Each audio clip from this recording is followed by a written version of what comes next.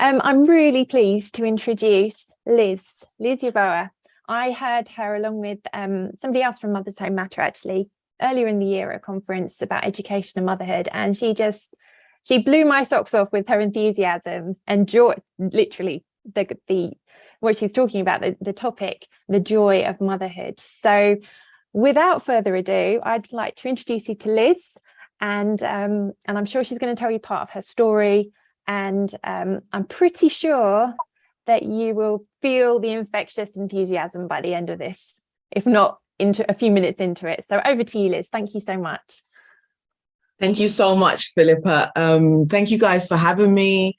I just feel honored to be part of this group of women today and to have this opportunity to be with like-minded people. My name is Elizabeth, but everyone calls me Liz. I was born in West Africa, Ghana, and a fun fact about me is the most vivid memories I have is from the age of 2 to 4, because there was a civil war going on within those years. And I think that's why I've retained so much of all that happened. But I just love this subject called motherhood. It's a passion of mine. I want to cover 4 things because as mothers, a lot of us are trying to seek joy. This is a way of life that takes up a chunk of our being and a chunk of our existence. So many moons ago, I made a decision that I would rather, if I'm going to go on this journey, try and understand how to evoke joy within this duty of mine, because one way or another I'll have to go through it. So it's either I have to go through it with misery or with joy. And so that's why I wanted to just come and share the 4 fundamental things I found that has sustained me in joy throughout this whole journey. So today I wanted to cover these 4 areas. How do we bring meaning to motherhood? How do we create a vision for motherhood? How do we nurture our own hearts for motherhood? And fourthly, talking about our uniqueness when it comes to motherhood. And I'm hoping that by the end of this talk, we will leave inspired, encouraged, realizing that there's nothing more beautiful than motherhood, and that we would hope that by the end of our journey as mothers, we will look back and say, you know what a wonderful journey that was. What a beautiful adventure. So yes, I've had a very interesting journey. I know all of us came to motherhood with our own unique stories, which are always fascinating. I love talking to women. I mentor young women. I think we are so interesting. I think we're so multifaceted. I mean, when men can't get enough of us, and then sometimes when they do have us, they just keep moaning at how much we talk. But you know what? We can multitask. We can have so many tabs open in our minds. It's a wonder. So I think we're very interesting. We've been created in such a very interesting way.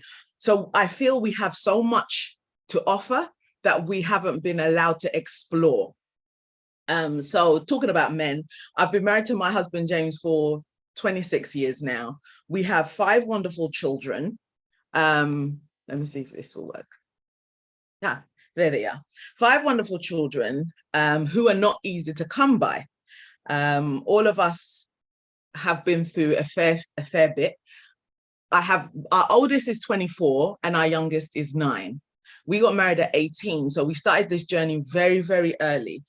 And I've had 11 pregnancies. So I want to quickly, because of time, just share some of my history. I'm that woman that didn't go according to any textbook, and it was quite traumatizing. So to come out of all of this with still so much enthusiasm to be a mum, and I absolutely enjoy it. They are my first priority, my home, my family, my children, everything. Like, they're my everything. And I wake up every morning knowing that I have this mission and this plan at hand, and it has brought me so much contentment.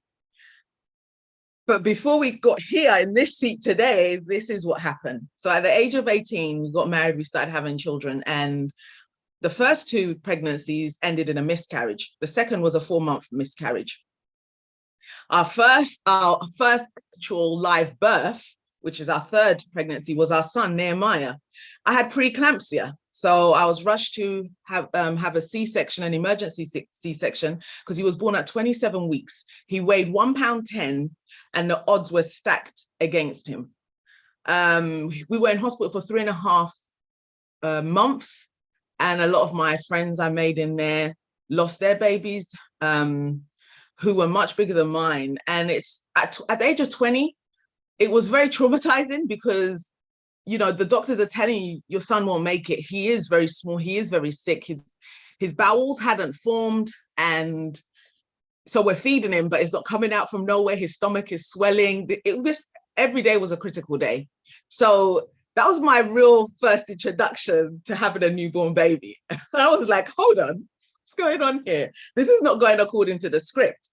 So anyway, our fourth pregnancy is our actual second born son, which is Jacob. He was a VBAC, a vaginal birth after a C-section. And I was so happy that, you know, I got the chance to come on now, let's do this laboring. Well, it was the worst experience of my life. It was my first introduction to pain, and it was horrible. I asked for everything they could give me just to get through it. But I was still grateful that I had a child that went to term and he was healthy. Fifth pregnancy was Levi. He was third born, high risk, so many appointments, where just hospital appointments. It was a lot because of my previous history, but thank God he was no complications. He was good. Sixth pregnancy was an ectopic. I didn't even know that existed. And it was a 12-week ectopic. So they found the baby. It was in a fallopian tube. So I was really happy that they found the baby. I was quite ignorant. I'd never heard about ectopic pregnancies. You never hear about these things as you're growing up, because it seems like with women, we can go through so many different kinds of things, and the younger generation are not really prepared.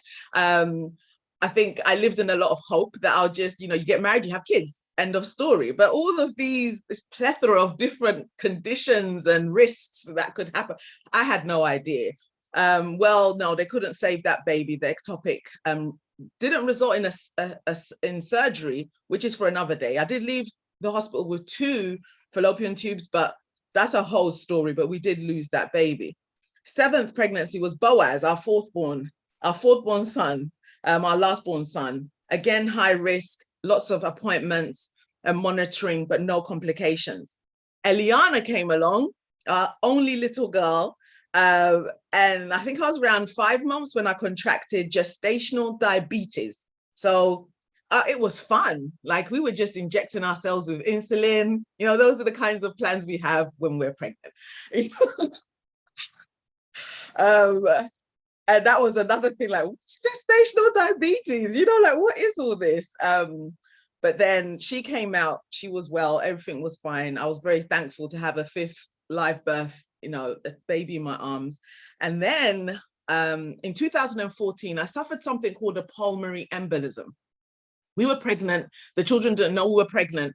And on that day in August, I was getting ready. If you know me, I love adventuring and exploring and, let's go out, let's do this, and being spontaneous and different things like that. So we were out, everyone had their jackets on. I'm in the corridor and I feel my heart flutter. And I tell the boys, we'll go in a minute, but I just need to take a seat. Well, I never actually took a seat. I collapsed on the floor in our front room with 80% of my lungs filled with blood. So then the paramedics came, I lay dying.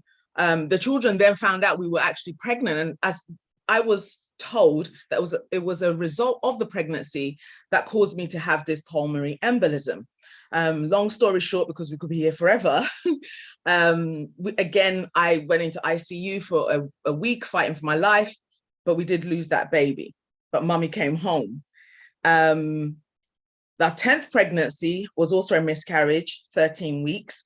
But then about a year after that, we had a second pulmonary embolism. I wasn't pregnant, but I did, try to get into the car to take my daughter and I out, and I collapsed on the road as I was about to drive. And mothers, I think this instance showed me the power of the love, the unconditional love we have for our children. Because I'm about to drive. I've just strapped my daughter in. It's in the summer. I've put her in at the back. She's about 2 years old. I'm not pregnant. But because I've had a PE, my lungs were filled with 80% of blood. This time it was also 80% of blood. And we have my brother-in-law's friend actually passed away on 40% of blood. So I know how this is very serious. So because it had happened to me again, I knew as I was getting into the car that I was going to die, like, because something changes. But it was interesting that my mothering took over, not self-preservation, but the thought of your child. And I've heard lots of stories about this, that you will do anything for your children. But no, I had never experienced it to this depth.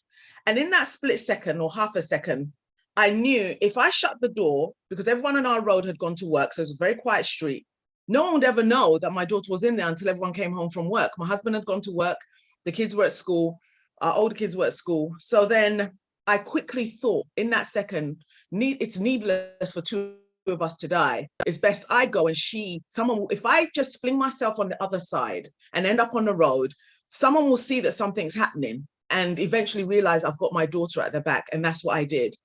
But that thing has always remained with me, that instance where my mothering heart rose above my own self-preservation. I was like, there's no way my daughter's gonna die. That's not gonna happen. I can go, but not her. It started making me like want to go deeper into motherhood, to try and understand, to study it, to take more of a grip of it. And then our last pregnancy was in 2017, which also ended up in a miscarriage. So we've been through a fair bit. And I wanted to share my story so you got to know a little bit about me. But I want to actually tell you how I maintained joy and contentment throughout all of these 24 years, that hopefully you can take a part of it away with you, and see things from a different perspective, because perspective is everything. We've been sold a lot of lies. And so perspective and worldview and mindset is something I enjoy challenging. So the first one would be to bring meaning. To bring meaning to the work and to motherhood, because the work we do is meaningful. If we don't assign meaning to the work we do, other things will be assigned to it and we'll adopt it.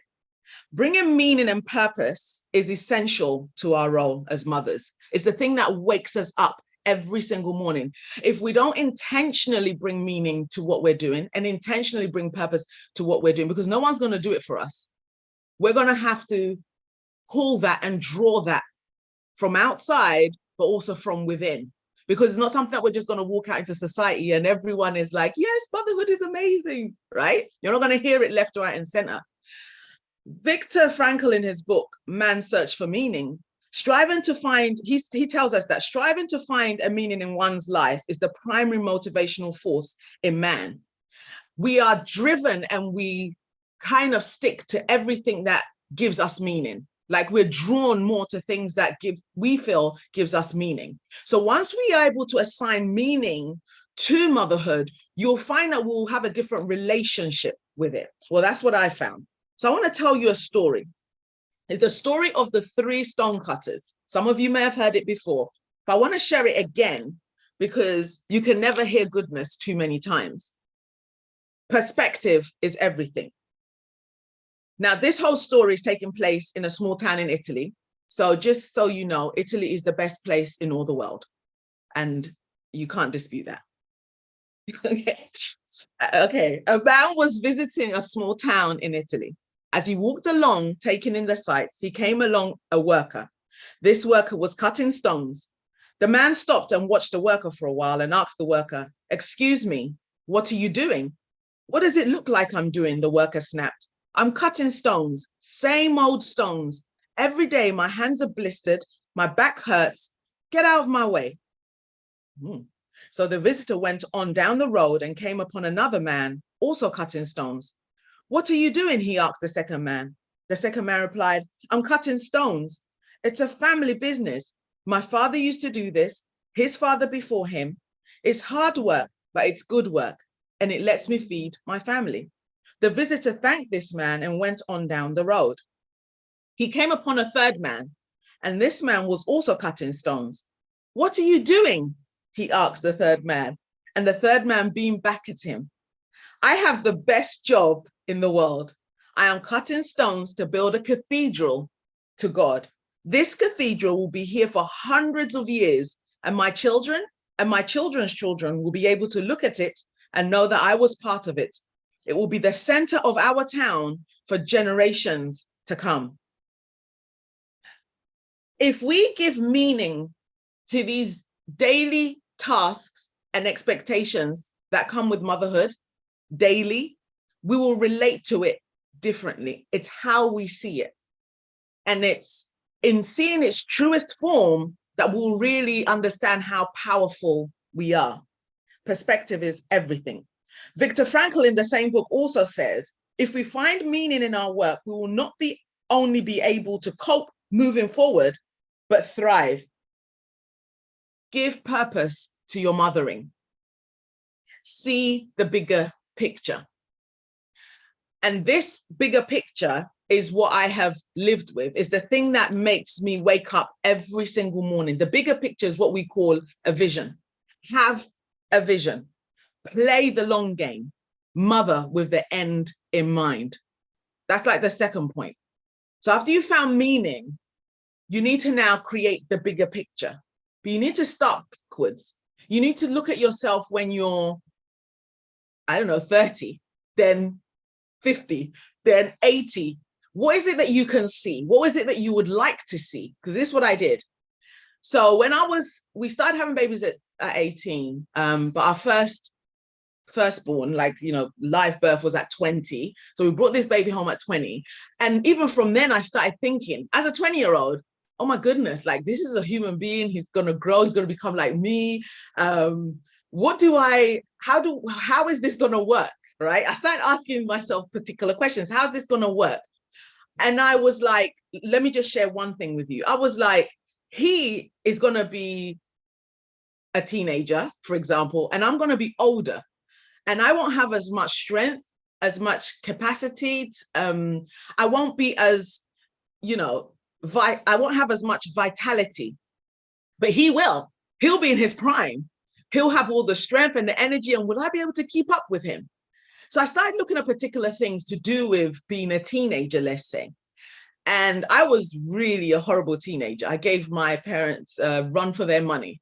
And I was the typical teenager, always wanted to be out with my friends and all sorts. So I was like looking at myself, looking at my husband's, also his own story when he was a teenager. And I thought, hold on, I'll be in my 30s, 40s. I won't be able to keep up. So then I looked at it and I said to myself, hold on, but why do we need to wait to teenager to deal with this whole teenage angst and all the teenage problems that are to come? I think the problem is that we wait for particular stereotypes, right? And we play into them. That's what I said to myself. I'm not going to play into these stereotypes. I actually believe that children, especially living with 5 of them for all these years, because I'm no expert. I'm no expert on motherhood. I'm only an expert on my own children and my own experiences, like most of us in this room today. There's no one that will know your children better than you. And there's no one that will want goodness as much as you would want for your own child. So I'm just happy to be part of the sisterhood, right? Because I think as a sisterhood, we are holding the front line. We're holding the front line of humanity. No one enters this planet without women. No one, not one soul has found a way to enter Earth by passing a woman. No one at all. We are I know you physically, everyone knows our form and is even exploited and everything else, but actually who we are gatekeepers. We are doorways for every living soul to enter in. For every president, for every road sweeper, for every scientist, for every factory worker, every single profession some of us have left, some of us know of, all the different industries have been filled by women. Every workforce would not have their force without us. And as I'm talking, women are in travail, bringing souls upon the earth. It doesn't end because I go to sleep. My other sisters across the planet are doing this job that everyone looks down upon at times, but it's the most wondrous, most miraculous thing. If we were alien and we were intergalactic, because I've got boys, so you begin to feel all the boy mum vibes, and they love Star Wars and Star Trek and all of that. So if we were intergalactic and we were mingling with other alien species, they would come to Earth and they would document and report that the only way human beings enter their planet is through women birthing them out. If we decided that we're not having any more children, the Earth stops spinning.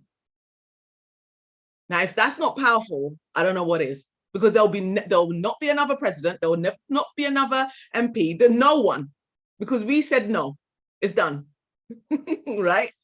So whenever you feel that you are being undermined, realize that no, I have been given a very powerful position, not just to birth out humans, but to influence humans. We are the wheels that drive culture. We are the wheels that drive where the world goes. One good mother intentionally understanding what her role is and leaning into it can produce one soul that no one will even know her name, but that soul will grow and begin to do things in this earth that will change its trajectory. That's a powerful thing. And this has happened time and time again in our history. And it's just a humbling thing to know that we are part of a chorus of women. It's a humbling thing to know that women have come before us who have felt the same things, who have seen the same things, who have walked the same path. We're not alone. I know our society makes us want to feel like we're alone. We're not alone.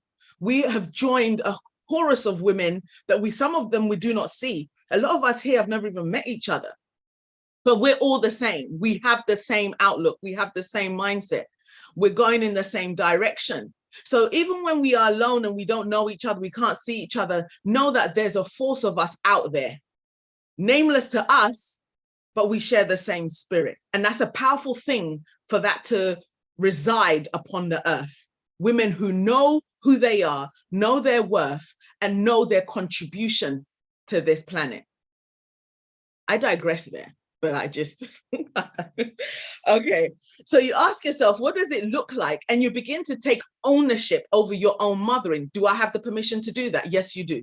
Why? Because they're your children. What's so amazing is whenever somebody wants to talk into your life about your children and all the rest of it, it's so interesting because when we were making them, I do remember no one else was there. It was just us and our partner. Amazing. They were made in secret, let's say. And so we know them more than anyone and understand them more than anyone and have that power of influence over them more than anyone. So we have power to actually look at our motherhood, its journey, and as we're journeying, and decide to change things, add things, study it. Most of the time, sometimes when we feel like we're just losing grip of it, is because we haven't even been given the time to study motherhood, to really, because it's a job that you learn on the go. My hope for my household is that having a daughter, she will pick up a lot of things just by being in my home. Like most of you with daughters, your daughters will pick up that side of womanhood from being with you. And I didn't really have that. So I've had to learn on the job. So I have to see the bigger picture and know that I'm not doing this just for myself, which is layered. I can go into all different, sides with that. But for this particular bit, I mean, I must also know that little eyes are watching me, and a little eye of a little girl, which I've been before, who I feel if I'd been given particular ideas, truths, perspectives, mindsets, oh my goodness, my journey would have been far smoother. So I have to take that into stock that I'm mothering, not just for my own journey, but for hers also, and what she is seeing, so that she can learn, not on the job, like I found myself doing, learning on the, which is much more difficult, but that she can pick up these things from other women around her, so that her journey is smoother and so forth. We can establish our own rhythms. We must. We can incorporate traditions. We can continue old ones. Know that mothering is alive. It continues.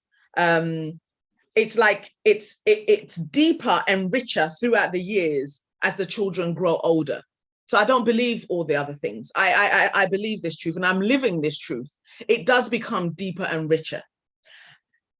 You get to know yourself better as a woman. And there's parts of you you'd never have been introduced to without mothering. Now, there's nothing as perfection. That's the point. If you're climbing a mountain, some of us will get the chance to be prepared for that challenge.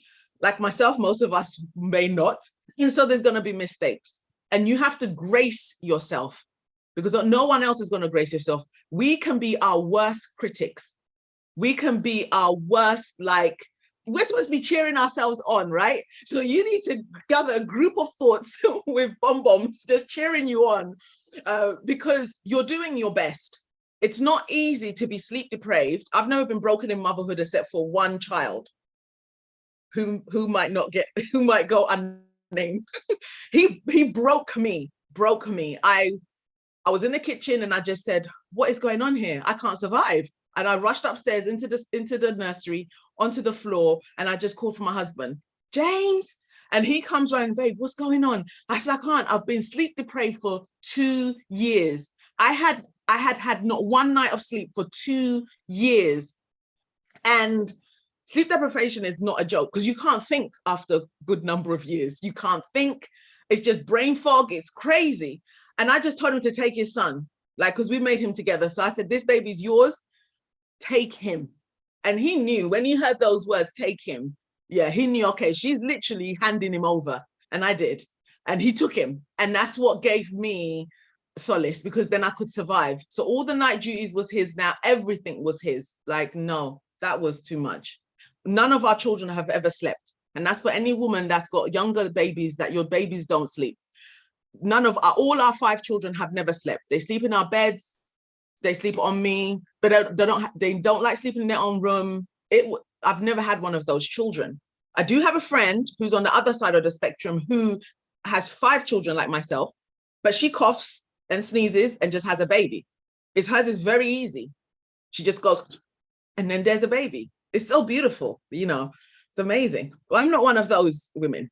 And she will have the baby. She can get up. She has it in her living room, home births. I've never had a home birth. I want you to see the contrast and the differences between us as women and the different journeys. It's amazing. She will get up out of her living room, take a shower, make bolognese, put the baby upstairs. The baby's sleeping. Her baby sleep from day one. The differences amongst us is amazing. I used to wonder what, and then she would labor and not even. It was just so peaceful. Just so she's just humming. I'm screaming down the whole hospital. People 50 miles away, I know, could hear me. Let me tell you something. One on my first, my VBAC, my second born child, it was 6-hour labor, intense labor. And I was screaming so much that the lady next door to me begged for a C-section. She said, if that's what's coming for me, you better cut me now. How do I know? I met her in the ward. So she was next to me and she asked me, are you the lady that was screaming this whole place down? I said, yep, that was me. And she said, thank you so much. You saved me. She said, you saved me. And she said it was my first baby and I didn't know. And so I was like, I don't want that. I felt so bad. But I'm totally out of it when I'm having these babies. Again, I digress. So let's go back. So ask yourself, what would you like this to look like, and work each day towards it? So I said to myself, the teenage years wasn't something I was really going to be waiting for. So we usually start our teenage years from the age of 8, between 8 and 9. That's when we start talking to the children about what's about to happen. That teenage, when they turn 13, hormones, or even before, hormones are going to start surging through their body. but the body wasn't designed to be torturous, right? And to be like monstrous. You're going to be turning from boyhood into manhood. And so these hormones are necessary to change your voice, to grow hair and all the rest of it for the next stage of your life. We've all been through it, your dad and I. So these are the conversations we have with them. But apparently you are going to turn into a monster. And they tend to ask, why would I want to do that? And I said, well, you're going to slam doors, you're going to stamp upstairs, you're going to be rude, you're going to be this, you're going to be that. And they seem quite perplexed. And we're like, you don't need to be, because when those times come, we're going through it with you. If you need to share anything, how you're feeling, how it's making you see the world, us at that time, we're going to work through this together. And so when teenage years turned up, we had already set a whole notion of ideas and beliefs around them. And so we were able to navigate those waters more peacefully. You have that kind of power.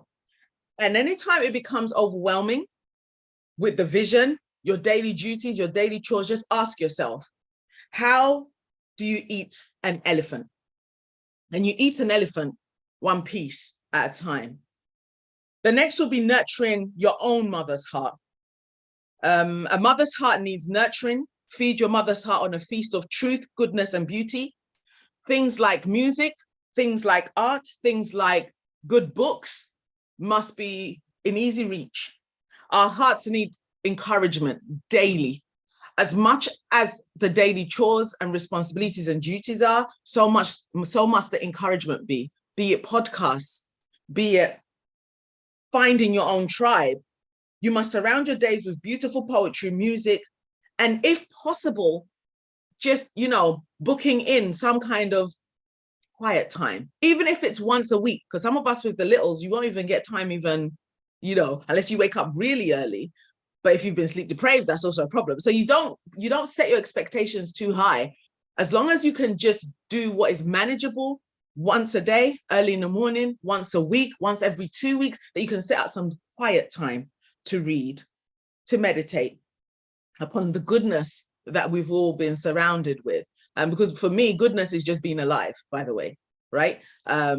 Because I've so many times I've died, it feels like I'm like the Walking Dead or something. So just being here, being together with us today, this is a blessing. Some people didn't get to see today. So it stems from just something as simple as that, things that we take for granted that are true miracles. We're alive, you're coherent, you can hear me, you can understand me. Some of us can see each other. That's a blessing. We can find our tribe because we were not made to be isolated. So your tribe I know that Mothers at Home here matters. They have groups nationwide. You could find like a town or a city near you that holds a group that's nearest to you. Facebook is good for connection. Instagram is good to try and find your tribe and connect. Blogs are also a good way. It's just encouraging to know that people are there in the world that are going in the same direction as you, even if they're not tangible, like you can't touch them. But it's equally a bonus if you can find someone to have tea with. Okay. The fourth and the last would be that every woman translates or interprets motherhood through her own uniqueness and creativity. Your uniqueness is key.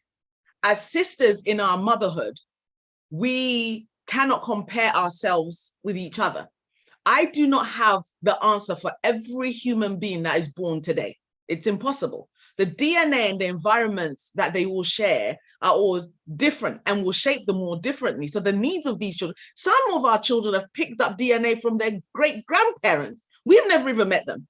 So we see some kind of attitude and we're like, so who's that then come from? So fourth generation up who had an issue. Child has just got to grab it and is now exhibiting it, for our entertainment, good or bad.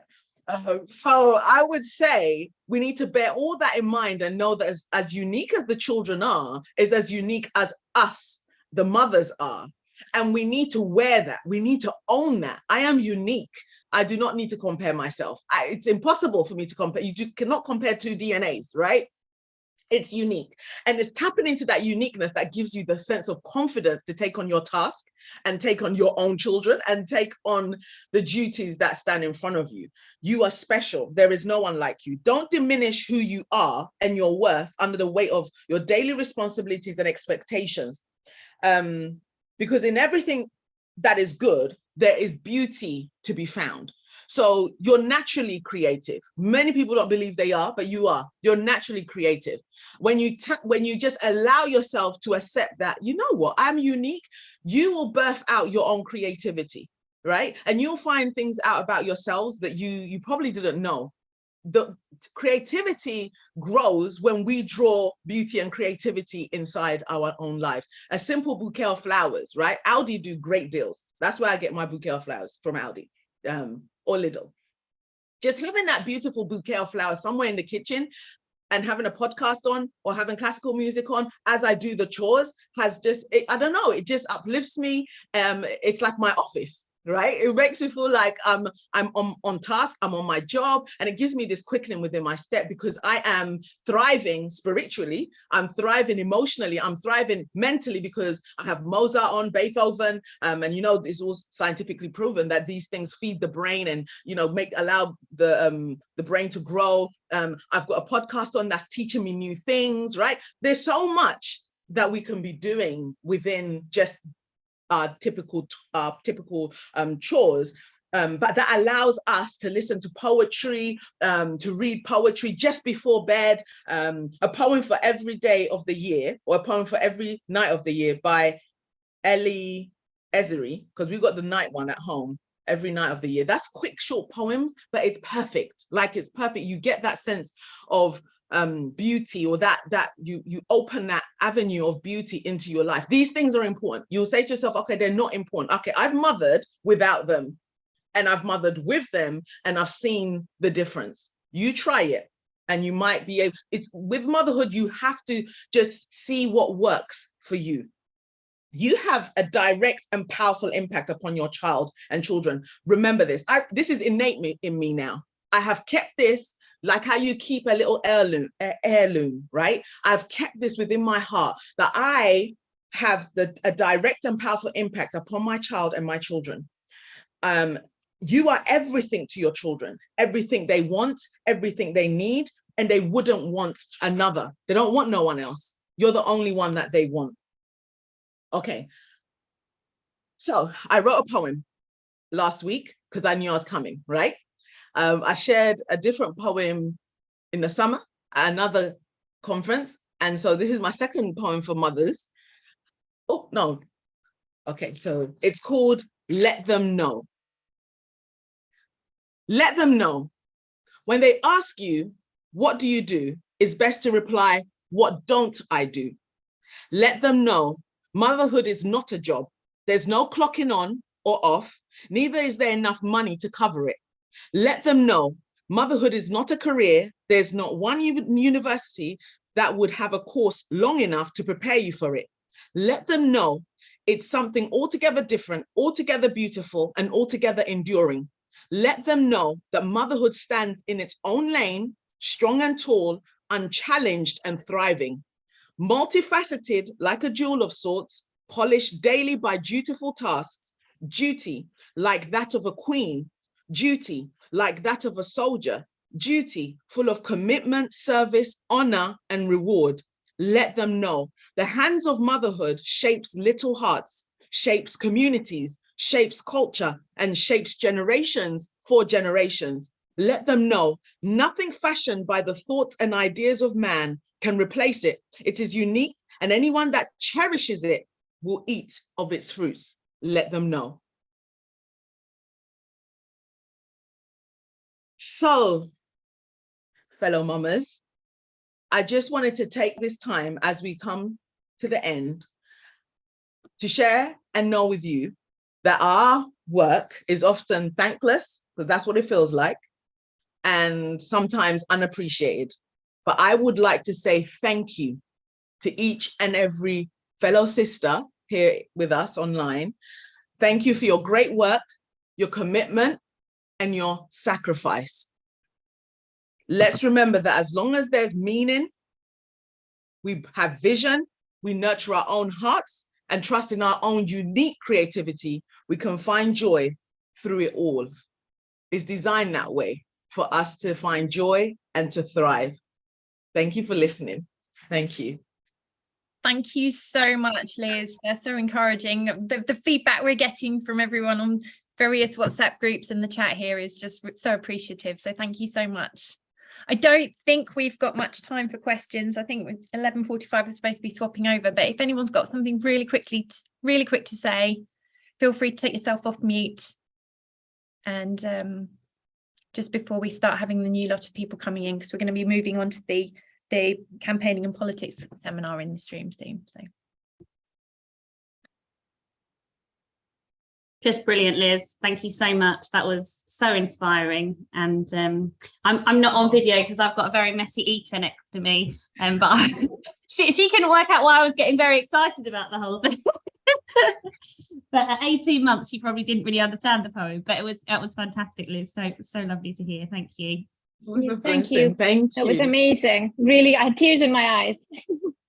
Oh, bless. We got this. We are the mothers. Come on now. I'd love to have a copy of the poem. Is that possible? Yeah. Let them know. Yes. Is that Genevieve? Yeah, I don't know if maybe it could go in the next newsletter or something. I don't know. I'd love to, have it handy. Oh, bless. Okay, I'm sure Philippa can help sort that out. Yeah, I'm sure that could be arranged. I love the fact we've got a poem written especially for today's conference. I know, right? Look at me. Who knew? Oh, fantastic. Thank you so much.